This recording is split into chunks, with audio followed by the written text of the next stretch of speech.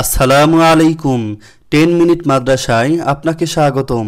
যে কারণে রাসূল সাল্লাল্লাহু আলাইহি ওয়াসাল্লাম জাইতুনের তেল খেতে বলেছেন। আমরা অনেকেই জাইতুন চিনি না। জাইতুন আরবি শব্দ। জাইতুনের বাংলা হলো জলপাই, ইংরেজিতে অলিভ অয়েল। জাইতুন একটি বরকতময় ফল, কেননা আল্লাহ তাআলা সূরা 3-এ জাইতুনের কসম খেয়েছেন।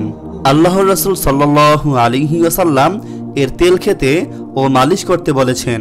তিনি বলেন, তোমরা জাইতুনের তেল খাও এবং এর দ্বারা মালিশ করো বা শরীরে মাখো, কেননা তা বরকতময় গাছ থেকে আসে।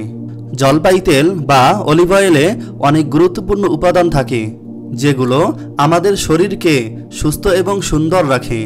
গবেষকরা দেখিয়েছেন, খাবারে জলপাইয়ের তেল ব্যবহারের ফলে শরীরের ব্যাড কোলেস্টেরল এবং গুড কোলেস্টেরল নিয়ন্ত্রণ হয়।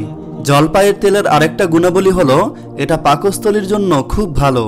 শরীরের অ্যাসিড কমায়, লিভার পরিষ্কার করে, যেটা প্রতিটি মানুষের 2-3 দিনে একবার করে দরকার হয়।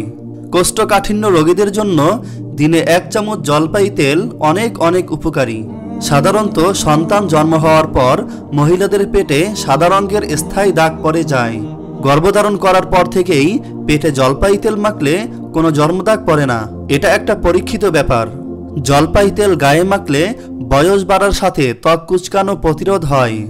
গবেষকরা 2.5 কোটি লোকজনের উপর গবেষণা করে দেখিয়েছেন, প্রতিদিন 2 চামচ কুমারী জলপাই তেল 1 সপ্তাহ ধরে খেলে ক্ষতিকর এলডিএল কোলেস্টেরল কমায় এবং উপকারী এইচডিএল কোলেস্টেরল বাড়ায়।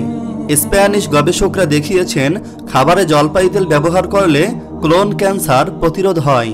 আরও কিছু গবেষকরা দেখিয়েছে এটা ব্যথানাশক হিসাবে কাজ করে।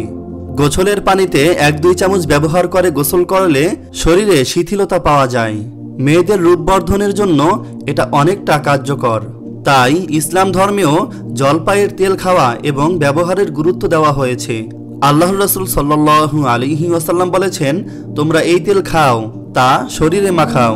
জলপাই তেল যে কোষ্ঠকাঠিন্য কমে তা ইবনুল কাইয়্যিম তার the medicine of the prophet সাল্লাল্লাহু আলাইহি ওয়াসাল্লাম বইয়ে তা স্পষ্টভাবে উল্লেখ করেছেন। তাই আমাদের উচিত জলপাইয়ের তেল ব্যবহার করা। আল্লাহ তাআলা আমাদের সবাইকে তৌফিক দান করুক, আমিন। জাযাকাল্লাহ।